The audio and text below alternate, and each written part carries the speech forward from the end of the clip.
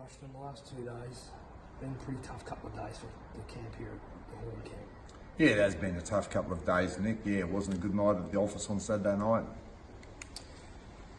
Jeff looked quite big, but he didn't really look like he maintained his conditioning. Was there something in the camp throughout that probably wasn't right?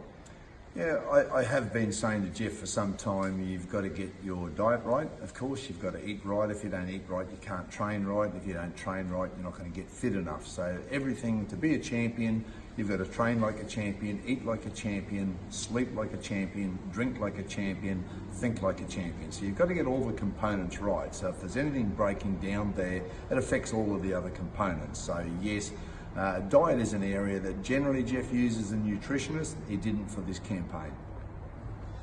With that, whose call is that? Is that more Jeff's call, or is that your call? Or I've tried for many years to get Jeff to understand the nature of food, you know, how you need the right combination of vegetables and fruits and good quality protein and so forth, and how to eat. But it's never been a strong point of Jeff to focus on his diet, and it's one area that I really, really wish he would take heed of, and I have been stressing it. We've had a nutritionist on board for 3 or 4 years, but it is an area that Jeff does need to go back now, particularly at 31. He's got to look at very, very carefully.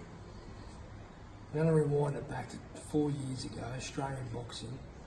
We had some good boxers, no disrespect to a few names, I'm not going to name them. 2017, Australian boxing changed forever.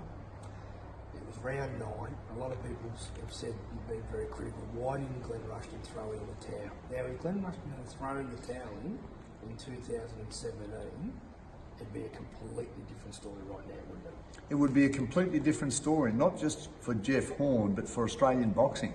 You know, it would have changed everything. You know, everyone would have boxing would have just died back down and so forth. Jeff Horn would have gone back to fighting for $10,000 a fight, you know, instead of the millions that he's made.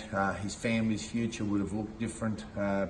You know, so yeah, it would have changed everything. So that was a tough call on that day. I was evaluating and processing an incredible amount of information on that day to try to make the right call, the captain's call at a critical point in time. It's not easy, and on that day, of course, if Pacquiao would have come out in round 10 and finished Jeff off, I'd have been an absolute, the worst person in the world. Everyone would have given me a hard time. But as it was, of course, you know, Jeff's own dad wanted to stop the fight on that day. He said he would have thrown in the towel. But again, you know, in the end, it proved to be the right call, and we won the last witnessed 3 rounds, 10-9, 10-9, 10-9. That's it, and we witnessed one of the greatest comebacks in Australian boxing history, and a magical moment in sport. Jeff Fennick's been very strong in his criticism of you and your decision. What are your thoughts on that? I spoke with Jeff Fennick yesterday, and Jeff Fennick, I think, understood, and he was very appreciative of my call. I was surprised he did pick up the phone, but to his credit as a man, he did answer my call. We spoke at length. It was a very cordial call, and I think by the end of that call, he understood why I did what I did. So he was a lot more understanding when he has the facts. And as I always say, intelligent people make good decisions when they have all the facts. You know, there was a lot of information I processed there on Saturday night in a very short space of time, even under duress with Jeff's father up beside me, sort of wanting me to stop that fight, demanding I stop that fight. And of course, Jeff's brother Ben was on my right-hand side looking for a towel at the same time. But I was trying to carefully weigh up all of the key considerations and then weight them in order of importance, with the key consideration always being Jeff's personal safety. That's the number one consideration, is the personal safety of your fighter. But there are other considerations. I have to look at how long there is to go. I know how much is at stake here with his future, so I'm aware of all of those things, how badly Jeff is hurt, how he's looking, what his body composure is like. So there's a lot of things that I had to weigh up. And from a boxing analyst, and I've watched a lot of fights, it's very easy to sit back on the couch and be an expert of one, when you've never hopped in the ring, 2, you've never trained, and 3, at that level, it all happens in around about 1.2 seconds. It's very quick. It's very quick, and there's a lot of information you have to process, because if you get it wrong, there's a lot of things, there's a lot at stake. It can literally cost you millions of dollars. And let me give you another case. You know, here's Tyson Fury, fights Deontay Wilder, gets cracked. Down he goes. He's motionless for at least 5 seconds, maybe even a touch longer. Doesn't even move. Most referees would have just, as soon as he was motionless, just waved that fight off and called the doctor in. The referee chooses not to. Tyson Fury springs to his feet and turns certain defeat into a draw. You know, again, if he would have got up and Deontay Wilder would have then hit him again and killed him, we would have had a lot different conversation, and that referee would have been subject to a massive investigation for not calling off that fight. So the future often determines whether you're a genius or an idiot, not so much the actual event. It's what happens after that call. And of course, as I said, had Jeff on Saturday night managed to get through that round, clinched, moved, managed to get through that round as he did with Pacquiao, there wasn't that much time to go, and we recovered him, he come out for the last round and knocks Zerafa out, everyone would be saying what a great decision I made. Yeah, exactly. At the end of the day too, with that sort of in mind, it's the referee's first call, isn't it? The referee had a pretty good, and brought Jeff up and had the line of sight and asked Jeff if he was okay, and Jeff he said he was okay.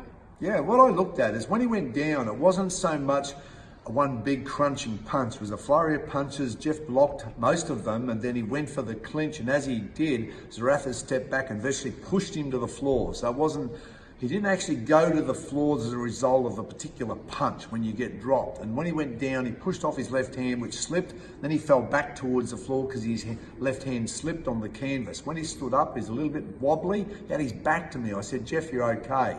At that point, he didn't look at me. He was looking at the referee. The referee, at that point, I was about to stop the fight, but he steadied on his feet at that point, and the referee was looking directly in his eyes. I thought the referee was in the best position to make that call. He said that Jeff took 4 steps towards the referee and didn't falter in any of those steps. So he walked with good balance towards the referee, and he lifted his hands. The referee said, "Are you okay?" He nodded his head that he was, and he lifted his hands, motioning he was ready to fight. Okay, he was steady on his feet. And so I thought at that point in time, the referee can see his face. Had I seen his face, I would have stopped the fight. And I feel sorry that I didn't stop the fight, and I've apologised to Jeff's family. But I didn't have that information. The referee did. He looked him in the eye, and he must have thought his eyes were clear enough for him to continue the fight. So I accepted the referee was the best person to make that call. So I ran with that. And even as he resumed, I watched carefully, and Jeff was moving. He didn't falter. He moved to his right. His footwork was smooth. He wasn't wobbling. And of course, he got hit in the chest by Zerafa, which drove him back to the ropes, and the fight ended shortly after. I was 3 metres away. Yeah, so I made the call. I thought the referee was in the best position to make the final call on whether the fight should continue or not. Did he make a mistake?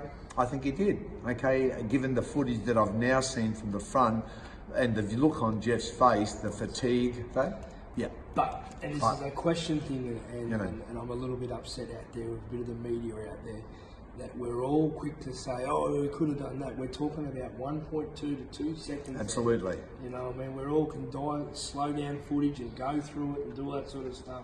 Absolutely. But a lot of people, until you're actually in there and being exposed to it, it happens very, very quickly. And we all know now the outcome. So it's very easy to say what should have happened based on the fact that we have future knowledge now. As I said, every human being has got perfect 20/20 hindsight vision. We all can look in the rearview mirror and see exactly what we should have done, but tell me what we should do, okay? And that's the key to it, is at that time, remember, I didn't have that forward knowledge. Classic example is going back a couple of years ago, Lomachenko fought a guy named George Linares. Lomachenko is now one of the biggest things in boxing. Linares knocked him down early in the fight, you know what I mean? If it had been a big shot, what happens if they had called that off? Exactly. Lomachenko comes back and wins the next 6 rounds. Yeah, every time there's a knockdown, we could call the fight off. Yeah. You know, I mean, another classic example is when Zappa Vigna recently fought, and in the earlier rounds, he almost destroyed the top-ranked fighter. I can't think of his name now. And that fighter come back to win the fight. And there's been a lot of fights over the years where and I know that knockdown the other night, it wasn't knockdown in round 2, which was more of a slip of the trip. Yeah. But there's been a lot of cases where there has been knockdowns, bad knockdowns, and fighters have come back and had some of the greatest victories. Absolutely. I've seen numerous fights where the fighter is almost one punch from going down, and he's thrown a massive left hook or something and knocked the other guy out. Well, we've all seen those. I mean, look at how Muhammad Ali for 7 rounds, George Foreman pummeled him, and he come back to score an incredible rope-a-dope victory that's made history. So time and time again, Randall Bailey lost every round against Mike Jones and knocked him out in the 11th round with a single punch. Over and over we see this, and even people go, oh yeah, but he didn't have the energy. But I've seen fighters turn energy around. They get a shot of adrenaline. The other guy, they land a shot and suddenly they just get a shot of steam. I mean, let me give you another example. Hitman Harding. He come out in that last round when Johnny Lewis said go out and come back champion of the world. And he did. He went out and he won that fight, and he was losing the fight by a country mile. So a fight's never over until it's over. And again, it's only when you've got the benefit of hindsight that you can say these things. What did you think the scorecards were heading into round 9? Because I felt Jeff was probably down about 2 or 3 rounds. What did you think? It was, yes, we thought he was down by a bit, but we thought it was still winnable. We thought it was winnable. With maybe it's always winnable, of course, with the KO victory. And I didn't think that Zerafa's chin was that good. I saw the brutal knockout from Quillen. We knew if we could land the right punch. We'd already hurt him in round 3. Jeff hit him with a good body shot, and he looked really in trouble after that punch. So we did know he was vulnerable. So yeah, it was just simply a matter of landing the right shot. And even if he put him on the canvas once or twice, that was enough to steal the win. If he KO'd him, then that was certain victory. So we thought we were still in the fight. With Jeff moving up to middleweight, looking back at the Mundine fight, and I know Mundine's well past it, would it maybe been better to fight Mundine at 73, 74 kilos, so Jeff maybe understood the importance about being at that weight?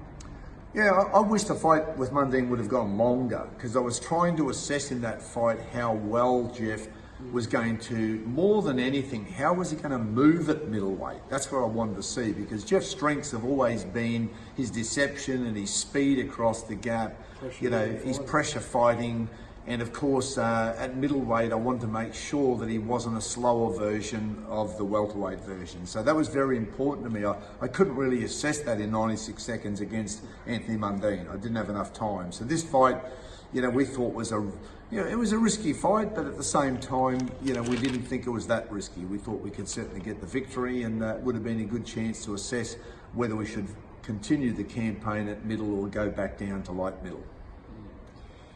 For Jeff now, he's had 2 out of his last 3 fights have been, I wouldn't say really bad losses. The Crawford one, people don't realise he stepped up against the best pound for pound 147 fighter in the world. He lost to the other night, and it's not taken against the Michael. Michael's not a world-class fighter yet. No. Where does he go now? What does Jeff do now? What it's all about with Jeff Horn now is not his ability, not his toughness, not his talent, none of that. It's about his motivation. That's what it's all about now. Jeff Horn is capable of beating anyone in the world. I think he proved it that day against Manny Pacquiao. It's more, is he motivated enough to prepare? And that's what he's got to do now. He's got to find that motivation or hang up the gloves. And if he can find the motivation, a reason to fight. And all great athletes, you look at Federer, he's got 4 children, he's still incredibly motivated after 20 years, so it doesn't matter what the sport is. You look at Mayweather, you look at Terence Crawford, he's got 5 children, and yet he's incredibly motivated. So it's got nothing to do with being a family man or having children. It's just deep within yourself. What mark do you, who are you? What mark do you want to leave on the sport of boxing? How do you want to be remembered?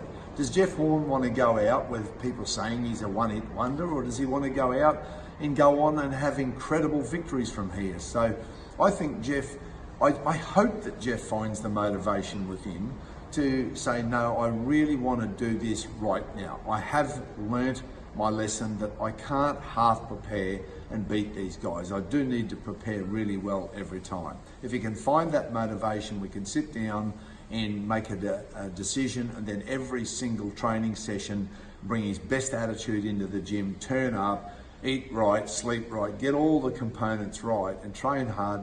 The sky's the limit for Jeff Horn. We can see Jeff Horn back fighting the best in the world in a very short space of time.